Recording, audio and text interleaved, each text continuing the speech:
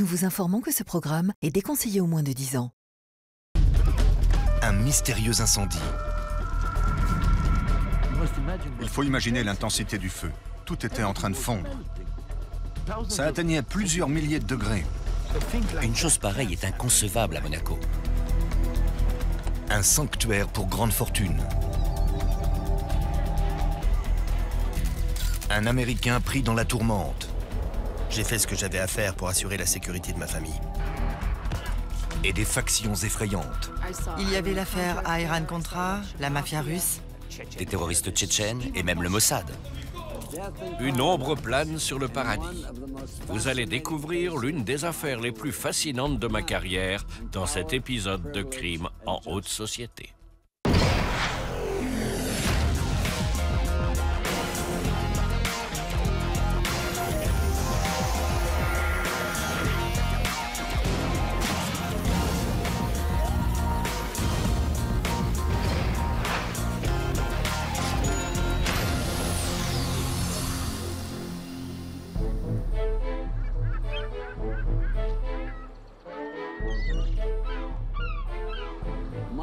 Monaco, lieu de résidence du prince Albert, baigne dans le soleil de la Côte d'Azur et accueille notamment le fameux Grand Prix. Mais ce ne sont pas les seules raisons qui attirent les plus fortunés de la planète. Il se trouve que Monaco est aussi un lieu réputé pour l'évasion fiscale et le blanchiment d'argent.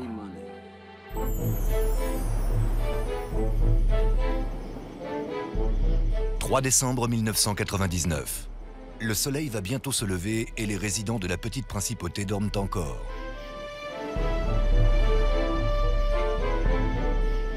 Parmi les citoyens de Monaco riches et discrets, on compte Edmond Safra, un banquier milliardaire. C'était l'homme le plus riche de Monaco, après le prince. Edmond Safra et sa femme Lily possèdent le plus grand appartement terrasse de Monaco, un vaste duplex au sommet d'un édifice bancaire de 6 étages, appelé la Belle Époque. Dans le hall d'entrée du rez-de-chaussée se trouve un concierge. Madame Safra dort dans une aile séparée de la résidence. Son mari de 67 ans souffre de la maladie de Parkinson et nécessite des soins permanents. Viviane Torrente, une des infirmières, est à ses côtés. Good night, Vivian.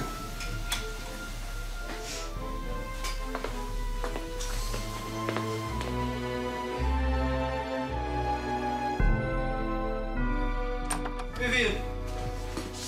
My God. Soudain, Ted Maher, un autre infirmier, entre dans la chambre, un couteau planté dans le ventre. Il dit à Edmond Safra et à Viviane Torrente qu'il a été agressé. 2 personnes étaient entrées par effraction, je ne savais pas où elles étaient. Ted Maher explique qu'il était assis dans le couloir et que quelqu'un l'a frappé par derrière. Mais il s'est défendu.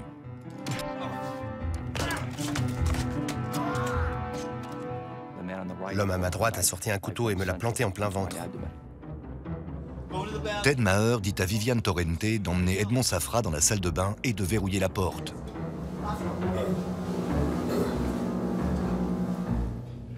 Je lui ai dit d'emmener M. Safra, de prendre mon portable et d'appeler les secours. Je voulais descendre chercher de l'aide.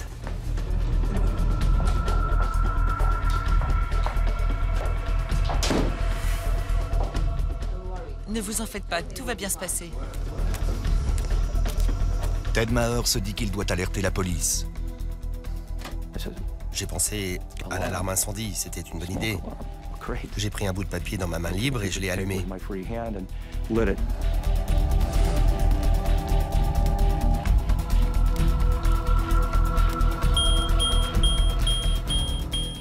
L'alarme s'est mise à retentir. Quelqu'un allait être averti et les secours allaient arriver. Alors que la police lance son intervention, Ted Maher arrive tant bien que mal dans le hall d'entrée du rez-de-chaussée. Il raconte au concierge ce qui s'est passé. J'ai été agressé. Monsieur Meyer. Oui, c'est la Belle Époque à l'appareil. Le concierge a cru qu'il s'était fait tirer dessus. Alors il a dit à la police qu'un homme avait été blessé par balle. La police a alors cru qu'elle avait affaire à des terroristes. Il urgence une équipe spéciale. C'est peut-être un acte de terrorisme. Oui, avec une ambulance. Après avoir décrit l'incident à la police, Ted Maher est emmené d'urgence à l'hôpital Princesse Grace. À 5 h du matin, Monaco se réveille au son des dizaines de sirènes de pompiers et de police entourant le bâtiment La Belle Époque. C'était la panique la plus totale. Shmulik Cohen, le chef des gardes du corps d'Edmond Safra, arrive précipitamment de son domicile voisin pour venir en aide à son patron. On l'a empêché de monter. Il faut que je monte!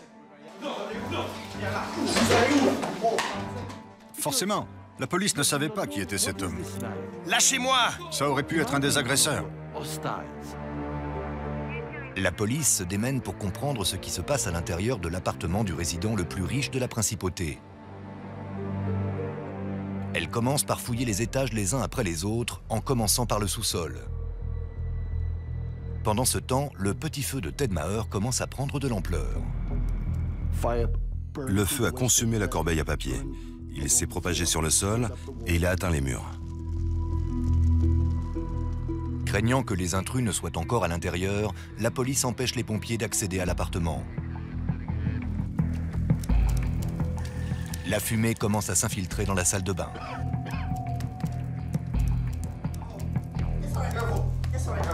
Edmond Safra et Viviane Torrente appellent les secours.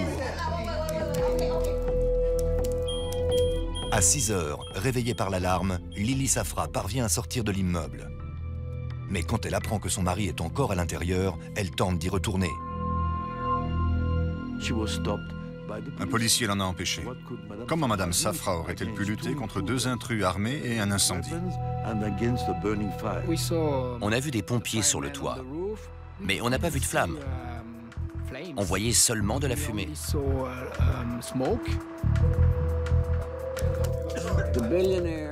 Le milliardaire et son infirmière sont désormais pris au piège dans la salle de bain.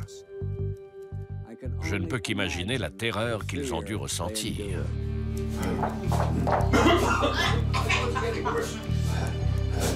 Viviane Torrente et Edmond Safra commencent à paniquer et appellent à nouveau les secours.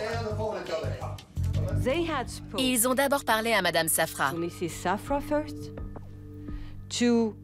puis à une autre infirmière qui se trouvait dans un hôtel voisin, et même à la police. Envoyez vite quelqu'un! Maintenant! Plus d'1 heure après le début de l'incident, la police dit à Edmond Safra de ne pas bouger car les secours vont arriver.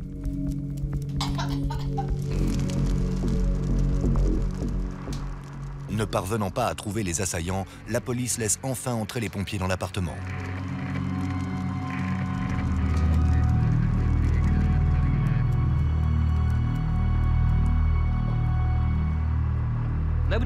Personne n'a pu entrer jusqu'aux environs de 7 h 30. La situation était chaotique. Tout le monde criait et s'agitait dans tous les sens.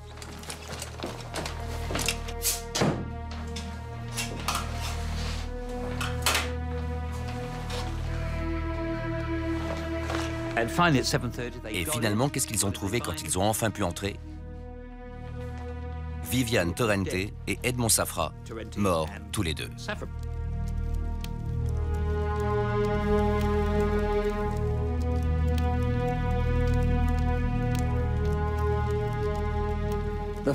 L'incendie est éteint, mais une épaisse fumée entoure encore cette affaire. Comment 2 assassins armés de couteaux ont-ils pu entrer et ressortir de l'appartement d'Edmond Safra sans être repérés? La police compte bien tirer tout ça au clair.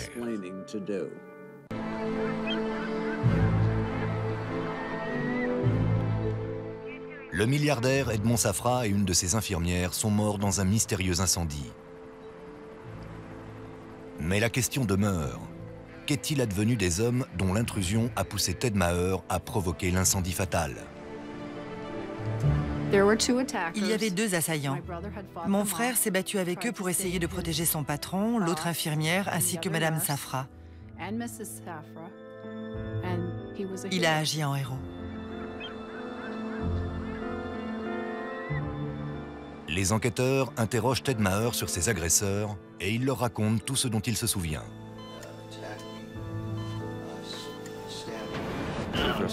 Ils étaient habillés en noir, ils étaient grands, plus d'1,80 m. Celui qui a sorti le couteau était manifestement un professionnel entraîné. Ce n'était pas juste un voyou venu voler des tableaux. Il était clair qu'il savait parfaitement ce qu'il faisait. Monaco, considéré comme un havre de paix pour les plus fortunés, est sous le choc de l'agression. Une des caractéristiques de Monaco, c'est qu'il n'y a aucune violence, quelle qu'elle soit, pas même des suicides. Tout ça fait partie d'un mythe d'un Monaco paradisiaque.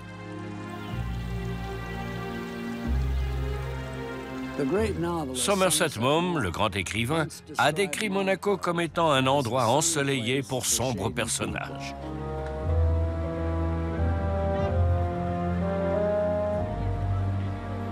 Il n'y a ni clochard, ni mendiant, et pratiquement pas de crimes violents dans ce pays 4 fois plus petit que Central Park à New York. Mais l'attaque survenue chez les Safra pose la question de la réelle sécurité des Monégasques. Il y avait un certain nombre de personnes à qui pouvait profiter la mort d'Edmond Safra. À l'époque, Edmond Safra vient de faire la une des journaux pour son intention de vendre la Republic National Bank pour 3 milliards de dollars. Les hommes comme Edmond Safra ont des ennemis puissants. Sa banque était impliquée dans l'affaire des ventes d'armes à l'Iran pour financer les Contras. De plus, il soutenait financièrement Israël. Des groupes comme l'OLP ou le djihad islamique avaient donc tout à gagner de sa disparition. La banque d'Edmond Safra était aussi mêlée à une opération de blanchiment d'argent en Russie, sur laquelle enquêtait le ministère de la Justice.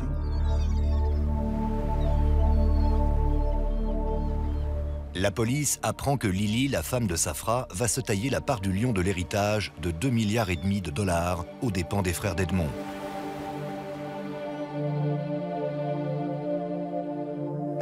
Le testament d'Edmond Safra a été modifié environ 2 semaines avant sa mort, limitant la part perçue par les frères du défunt.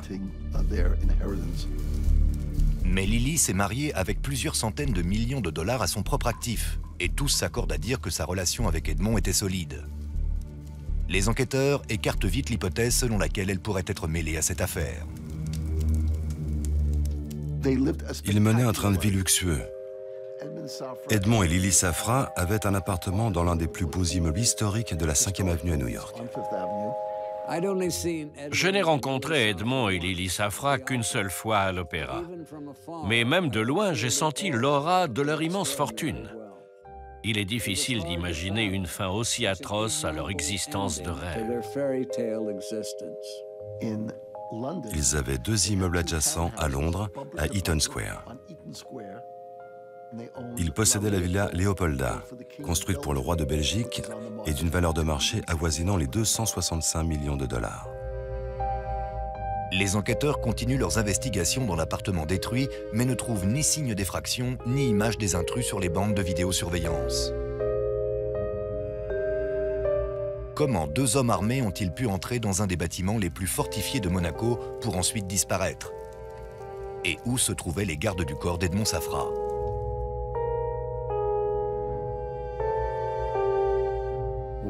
Chez lui, il y avait des gardes armés de pistolets mitrailleurs derrière chaque plante verte. Edmond Safra vit entouré d'une armée privée de gardes du corps, dont de nombreux vétérans du Mossad, les services secrets israéliens. Mais aucun d'eux n'est de service la nuit où meurt Edmond. À l'hôpital, la police interroge à nouveau Ted Maher. Cette fois, elle fouille dans son passé pour essayer de comprendre ce qui a motivé cet infirmier américain à venir s'installer à Monaco. Ma mère conduisait un bus scolaire et mon père était réparateur de téléphone. C'était une famille très stricte, très rigoureuse et disciplinée. Je suis l'aîné de 5 enfants. On n'était pas très riches, même si on ne manquait de rien. Tout ce qu'on voulait, on devait travailler pour l'obtenir. Après son service militaire et sa formation d'infirmier, Ted Maher devient un infirmier en néonatologie réputé à New York. Un jour, les parents de jumeaux dont il s'occupe le recommandent à un de leurs amis, Edmond Safra.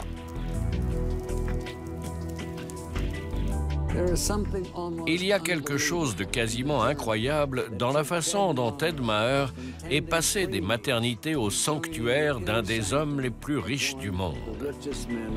Le passé modeste de Ted Maher contraste terriblement avec celui d'Edmond Safra. Ted n'avait jamais été exposé à autant de luxe dans sa vie. C'était vraiment un rêve devenu réalité pour un infirmier à domicile. Mais désormais, avec la mort de son patron et 2 coups de couteau dans le ventre, le rêve de Ted Maher s'effondre. Lily Safra fait venir Heidi, la femme de Ted, qui vit à New York pour être auprès de son mari. La police s'intéresse aussi à Madame Maher. Heidi a été interrogée pendant 2 ou 3 heures par la police. Elle est sortie pour prendre un café et une voiture est arrivée. Elle ne savait pas que c'était la police.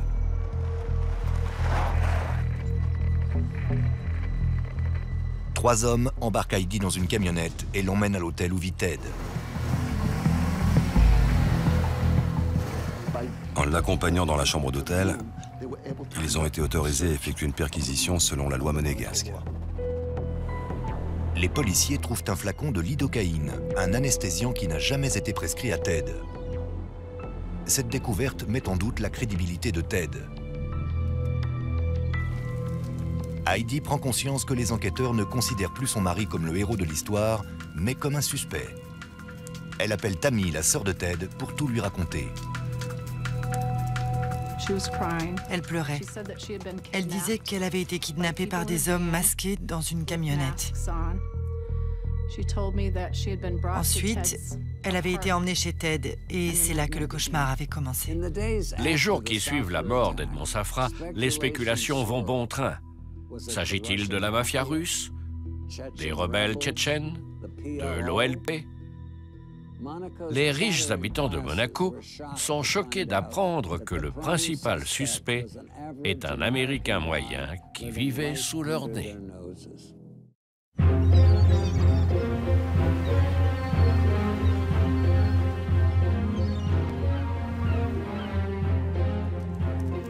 24 heures après la mort d'Edmond Safra et de Viviane Torrente, son infirmière, les enquêteurs désemparés ignorent tous des assaillants armés qui seraient entrés dans l'appartement. Malheureusement pour Heidi, les soupçons se portent sur son mari blessé. Madame Maher a quitté New York en pensant qu'elle allait retrouver son mari, un héros. Le temps qu'elle arrive à Monaco, le héros était devenu un criminel. L'histoire des coups de couteau était douteuse, parce qu'il portait un pull en laine ou quelque chose comme ça. Et bizarrement, il a été poignardé sans que le couteau ne traverse le vêtement. Il n'y avait pas de trou dans le pull, seulement dans la peau.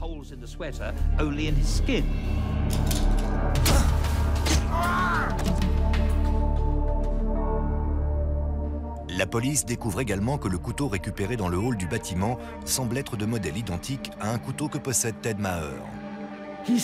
Il s'est poignardé lui-même avec son propre couteau. Bien sûr, il pouvait prétendre posséder un couteau que l'intrus lui aurait volé pour le poignarder avant de le lui restituer. En effet, on a retrouvé le couteau à côté de lui, mais c'est tiré par les cheveux. Les enquêteurs interrogent plusieurs fois Ted Maher. Il me posait les questions dans un sens, puis dans l'autre, mais ma version n'a jamais changé. Ils disent à Ted Maher qu'il est responsable de la mort d'Edmond Safra et de Viviane Torrente. La première chose que j'ai faite, ça a été de me mettre à pleurer. J'estimais être quelqu'un de fort, mais je ne pouvais pas croire que j'étais responsable de la mort de 2 personnes. Les enquêteurs présentent des preuves à Ted Maher. Finalement, lors du 5e interrogatoire, il leur avoue ce qu'ils veulent entendre. Il a dit « Je vais vous dire la vérité. En réalité, j'étais seule dans l'appartement avec Monsieur Safra et Madame Torrente. Et je me suis blessée tout seul. » Ted Maher a dit à la police avoir organisé une fausse attaque et mis le feu pour créer la panique. En gros, il avait simulé toute l'histoire. Il voulait apparaître en héros aux yeux de son patron.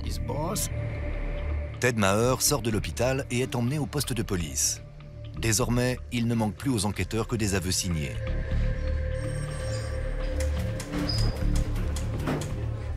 Ils ont le passeport de sa femme comme monnaie d'échange. Ils m'ont présenté le passeport de ma femme ainsi qu'une photo de mes enfants et m'ont dit « On sait qu'ils sont jeunes. Leur mère ne va pas les revoir avant un bout de temps. » Ted Maher sent que le futur de sa famille est en jeu. Un des enquêteurs m'a dit que je devais signer, sans quoi ma femme ne serait pas relâchée. Alors j'ai signé parce que je n'avais pas le choix. J'ai fait ce qu'il fallait pour la sécurité et le bien-être de ma famille. À peine 3 jours après l'incendie fatal, alors qu'on enterre Edmond Safra à Genève, lors d'une conférence de presse, le procureur en chef de Monaco annonce l'inculpation de Ted Maher pour incendie criminel. Pour lui, M. Safra était un employeur excellent.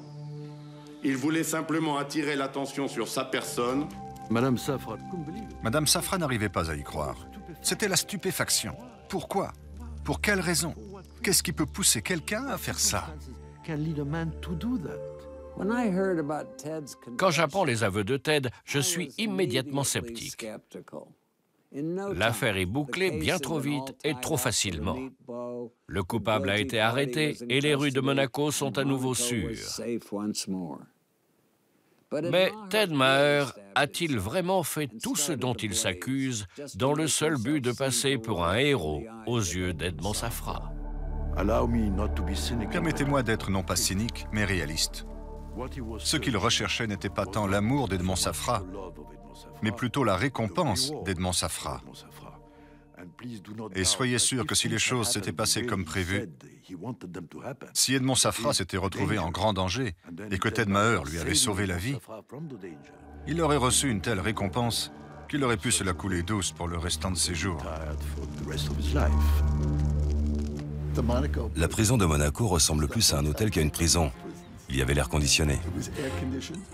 Ted avait une cellule avec vue sur la Méditerranée. Il y avait un réfrigérateur, un lit confortable, un endroit où s'asseoir pour écrire. J'y étais un jour quand ils ont apporté le repas. En entrée, ils ont servi un avocat vinaigrette et comme plat principal, un poisson frais avec une sauce au beurre blanc. Ted Maher passe 2 ans dans la luxueuse prison monégasque. Il est interrogé à 9 reprises par les enquêteurs et à chaque fois, il raconte la même version que celle de ses aveux. Mais dans son esprit, il sait qu'il y avait des intrus, même si personne d'autre ne les a vus. Vous vous rendez compte? Savoir la vérité alors que les gens vous traitent de meurtrier, d'assassin, de tueur à gages et de toutes sortes de choses, tandis que vous ne pouvez pas vous défendre. La date du procès est enfin fixée au 21 novembre 2002. Pour défendre Ted, Heidi Maher embauche Michael Griffiths, un avocat américain. Ted insistait sur le fait qu'il avait bien été poignardé. Je lui ai expliqué que je pouvais l'aider et même faire annuler ses aveux. Je savais au plus profond de moi que la vérité le ferait libérer. Mais vu les conseils juridiques qu'il avait reçus, il pensait qu'à ce stade, on ne le croirait plus. Je suis convaincu qu'un homme innocent fait les frais d'un gouvernement qui ne supporte pas d'avoir un crime irrésolu dans sa petite principauté idyllique. Tandis que Ted Maher passe enfin devant un tribunal, je me rends à Monaco pour connaître le fin mot de l'histoire.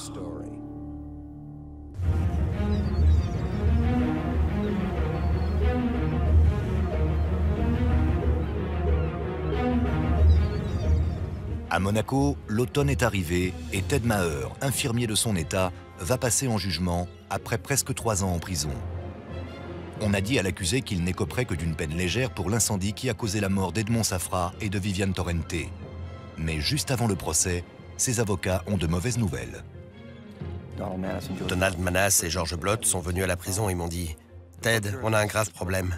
Le procureur va requérir 12 ans. » J'ai dit « Quoi? C'est une plaisanterie? Pour quel motif? » Incendie et homicide sur 2 personnes. On va me mettre toute cette tragédie sur le dos? C'est pas possible. C'est là que j'ai compris que j'avais de gros problèmes. Pour ajouter au malheur de Ted Maher, le juge décide que Michael Griffiths, son avocat américain, ne peut pas plaider au procès. On m'a dit que Michael Griffiths ne pouvait pas plaider et qu'il ne tolérerait pas de justice anglo-saxonne dans leur tribunal. Le 21 novembre 2002, le procès démarre sous l'œil attentif de toute la principauté. On n'avait jamais vu de procès pareil à Monaco. C'était le procès du siècle, l'équivalent juridique du Grand Prix. Il y avait de brillants avocats, l'impressionnante famille Safra au grand complet, et puis Ted Maher, un genre de personnage un peu à la Forrest Gump. C'était totalement surréaliste. Le procès a eu lieu au palais de justice de Monaco, qui ressemble parfaitement à l'idée qu'on se fait d'un tribunal à Monaco. C'était un édifice somptueux, ressemblant à une église. Derrière les juges, il y avait un crucifix de 2 mètres de haut. La salle était comble. La presse du monde entier était là. Dominique Dunn avait une des meilleures places dans toute la salle. Maître Cerdet, le procureur, portait une grande robe rouge, tandis que nous, les avocats, étions en robe noire avec des écharpes blanches. C'était tout un spectacle. Les avocats de Maher affirment qu'il n'a jamais voulu faire de mal à qui que ce soit. Notre argument, c'était que Ted, en allumant ce feu, avait été coupable tout au plus d'homicide involontaire. Il n'avait pas volontairement essayé de faire du mal à M. Safra.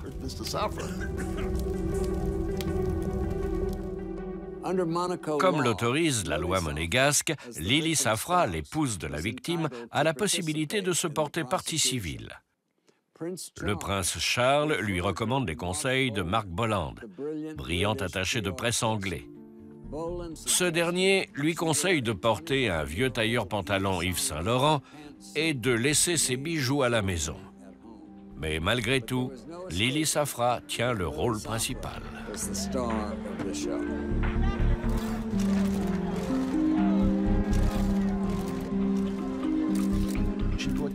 Elle a fait venir de Suisse un certain Marc Bonan, un avocat de renom, ainsi que Georges Kejman, ancien ministre délégué auprès du ministre de la Justice français. Ils sont tous descendus dans des suites à l'hôtel de Paris, un des hôtels les plus chers du monde. J'imagine qu'elle a dû dépenser près d'1 million de dollars pour faire condamner Ted. Mais le procès a également un enjeu pour la principauté et sa famille royale.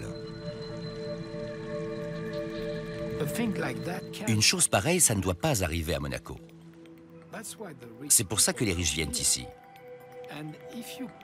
Si les gens commencent à penser qu'ils peuvent être assassinés dans leur propre appartement en plein centre de Monaco, que la police n'intervient pas et que les pompiers n'éteignent pas les incendies, ils vont prendre leur argent et aller voir ailleurs.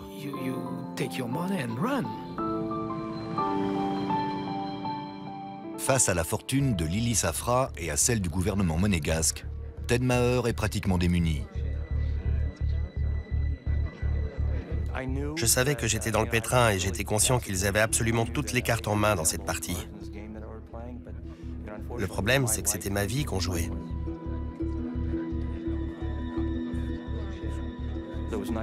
Il y avait 19 avocats dans la salle d'audience. 19, vous imaginez?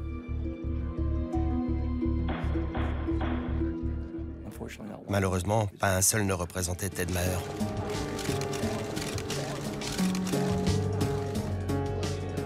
Au deuxième jour du procès, Joseph Citruc, le grand rabbin de France, arrive au tribunal comme témoin pour son ami décédé, Edmond Safra.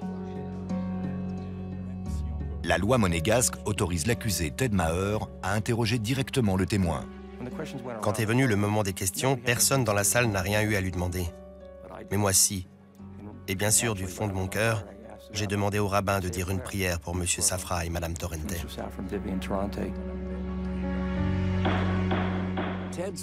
La demande de Ted est si bizarre que je commence à me demander s'il a toute sa tête. Le rabbin commence à prier en hébreu. Et tout le monde, les juges, les jurés, les témoins et les avocats, se lèvent et baissent la tête. La scène est aussi impressionnante que surréaliste. Les avocats de Ted Maher s'en prennent à la police et aux pompiers pour avoir tardé à intervenir. Un de mes contre-interrogatoires concernait le premier agent de police arrivé sur les lieux et qui avait dit que Ted était blessé par balle. Je lui ai demandé s'il avait déjà vu une blessure par balle et il a dit non. Je lui ai demandé s'il avait déjà vu une blessure au couteau et il a dit non. J'ai demandé depuis combien de temps il travaillait dans la police monégasque et il m'a dit 22 ans. Je lui ai demandé quelle était la pire blessure qu'il avait vue dans sa carrière. Il a répondu que c'était quand un type en avait frappé un autre à la tête avec une bouteille de champagne. La défense soutient que s'ils étaient intervenus plus tôt, la police et les pompiers auraient pu sauver Edmond Safra. Maître Cerdet, le procureur, qui disait toujours des choses étranges, a dit « Ils ont agi avec une lenteur nécessaire ». Mais qu'est-ce que ça peut bien vouloir dire, une lenteur nécessaire? Ça a causé la mort de 2 personnes, mais c'est ce qu'il a déclaré en plein tribunal. La personne qui émeut le plus la salle d'audience est Heidi Maher. Son amour et sa confiance en son mari demeurent inchangés. Elle est assise dans la rangée devant moi, ne quittant jamais son mari des yeux. Ma femme était malheureusement présente au procès, mais j'aurais préféré qu'elle ne soit pas là. J'ai dû être si convaincant qu'elle y a cru. Plus Ted parle, plus j'ai des doutes sur sa version des faits. C'est très difficile à décrire. Parfois, il a les yeux dans le vague et soudain, il donne une réponse qui semble durer trop longtemps. À la fin du procès, je ne crois plus en son témoignage. Au début, quand on a discuté avec Ted pour élaborer une stratégie de défense, il s'est comporté comme une personne normale. Mais au fur et à mesure que le temps a passé, le regard de Ted est devenu de plus en plus étrange. À la façon dont il parlait et donnait des explications, on voyait bien qu'il était fou et que quelque chose ne tournait pas rond. Mais il avait l'air d'être gentil.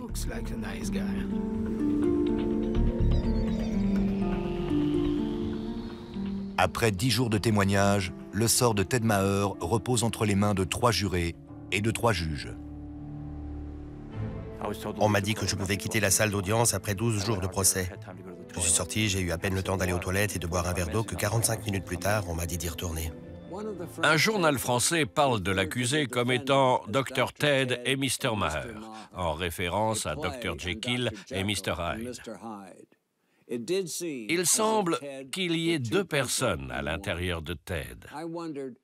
Et je me demande laquelle va être jugée par la cour. Le père aimant et infirmier dévoué, ou l'âme profondément troublée que j'ai vue lors du procès.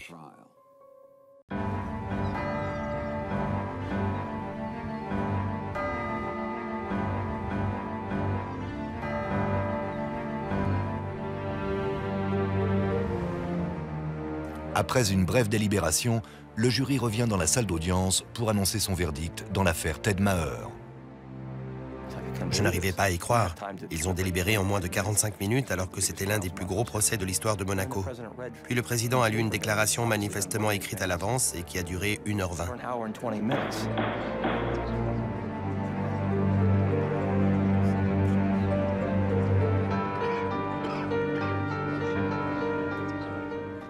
Il a dit que j'étais condamné à 10 ans de prison et que la décision avait été prise par 4 voix contre 2.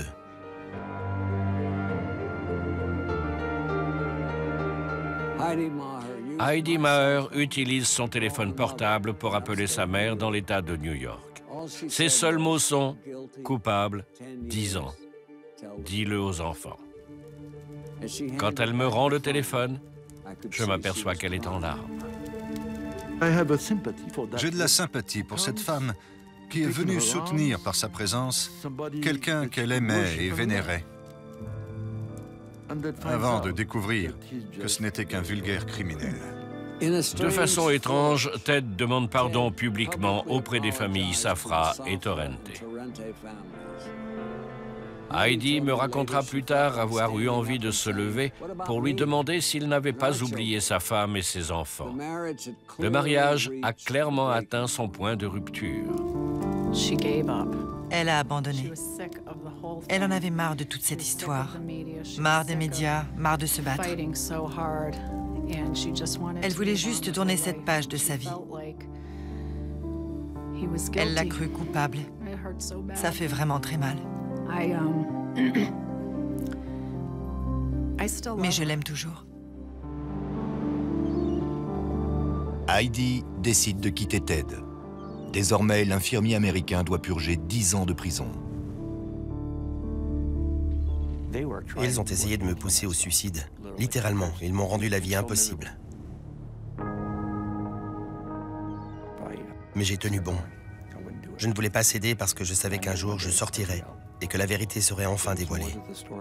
Si j'avais mis fin à mes jours, je n'aurais jamais pu dire la vérité. Après 8 semaines d'incarcération, Monaco a tourné la page Ted Maher et Ted Maher compte en faire autant avec Monaco. En compagnie de son camarade de cellule, un voleur italien du nom de Luigi Ciardelli, il met au point un plan d'évasion. Si vous aviez vu les 7 rangées de barreaux, ça paraissait strictement impossible de passer au travers. C'était tout simplement inconcevable d'imaginer pouvoir s'évader par la fenêtre.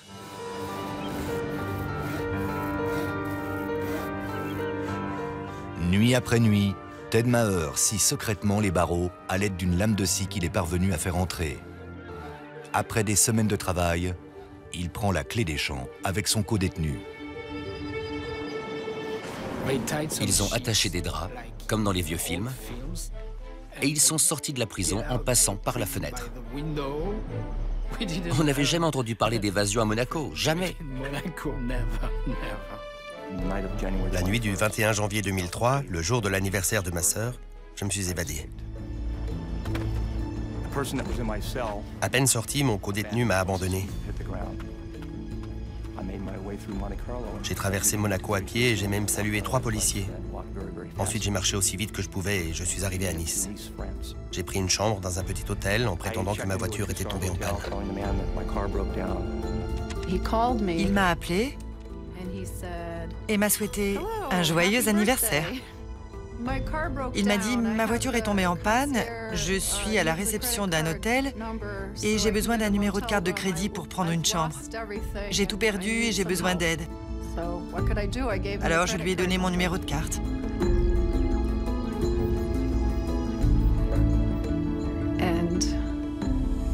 Mais j'étais très inquiète.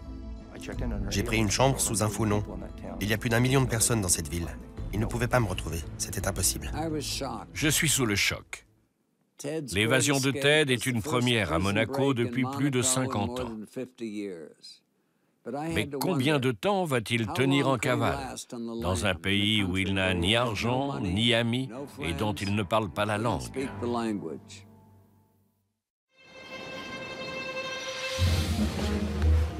Dans un incroyable rebondissement, Ted Maher, l'homme condamné pour la mort d'Edmond Safra, s'est évadé de sa prison monégasque. Il prend une chambre dans un hôtel de Nice et prépare l'étape suivante. Pendant la nuit, j'ai contacté ma femme, Heidi, qui a refusé de me venir en aide. Heidi appelle les avocats de Ted à Monaco pour savoir ce qui se passe. À leur tour, ils contactent les autorités de la prison qui démentent l'information. C'est juste une rumeur, ils sont couchés.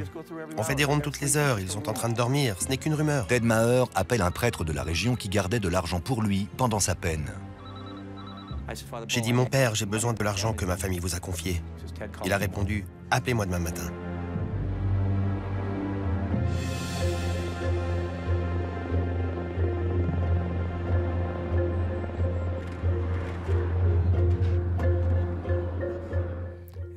Le lendemain matin, j'ai rappelé le père Peter Ball. Je l'ai entendu dire, l'homme que vous recherchez est au téléphone.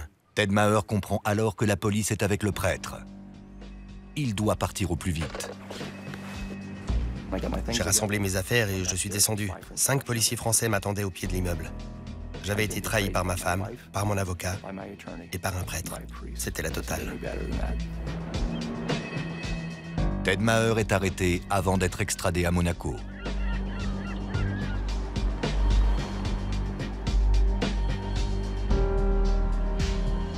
Une fois de plus, son procès a lieu au palais de justice de Monaco, cette fois-ci pour son évasion.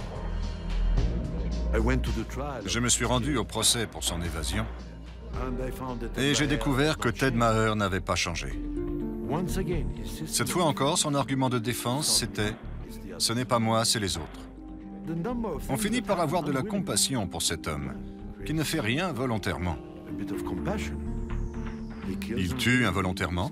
Il s'évade involontairement? Est-ce qu'il vit aussi involontairement? Pour son évasion, Ted Maher se voit ajouter une année supplémentaire à sa peine de 10 ans. Il a du mal à se faire à l'idée de cette longue peine de prison. C'est un sacré dur à cuire. Il a une plus grande foi en Dieu que moi.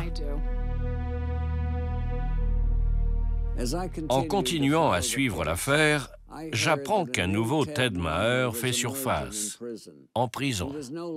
Il n'est plus le personnage malheureux et un peu fou qu'on a vu au procès. Dorénavant, il clame publiquement son innocence. En août 2007, Ted Maher est libéré de la prison de Monaco après avoir purgé sa peine.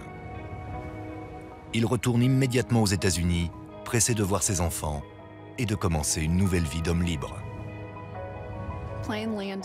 L'avion a atterri. J'ai senti mon cœur se serrer, car j'avais peur de retrouver quelqu'un de détruit. Ce n'était pas le cas. C'était toujours le même, énervant, mais un frère génial. Je suis contente qu'il soit de retour. La première chose que j'ai reçue en arrivant aux États-Unis, c'est une mesure d'éloignement m'empêchant de voir mes enfants. J'imagine que ma femme a paniqué en comprenant que finalement, j'allais m'en sortir vivant. À ce jour, je n'ai toujours pas vu mes enfants et je continue de me battre pour ça. Ted Maher a été accusé à tort et condamné pour quelque chose qu'il n'a pas fait. Il y a des gens qui ont tiré profit de la mort de M. Edmond Safra. Et ces personnes savent qui elles sont. Elles savent ce qu'elles ont fait et ce qu'elles n'ont pas fait. Toute histoire provenant des autorités monégasques, toute version officielle est presque à coup sûr un mensonge. Je pense que c'est quelque chose qui fera toujours partie de la grande épopée de Monaco. Je ne sais pas si on connaîtra un jour la vérité. Ted Maher a causé la mort de 2 personnes. Les choses sont très simples. Aujourd'hui encore, des personnes qui savent que j'étais avocat à ce procès me prennent en aparté et me demandent avec un regard complice « Franchement, Marc, tu crois vraiment qu'il n'y avait rien d'autre ?» Non seulement je le crois vraiment, mais plus que ça, je suis objectivement convaincu qu'il n'y avait rien d'autre. J'ai d'abord pensé que Ted Maher était une victime, puis qu'il était tout simplement fou. Aujourd'hui, avec les années, tout ce que je sais avec certitude, c'est qu'Edmond Safra a emporté la vérité dans sa tombe. C'était Dominique Dunn. Merci de nous avoir suivis.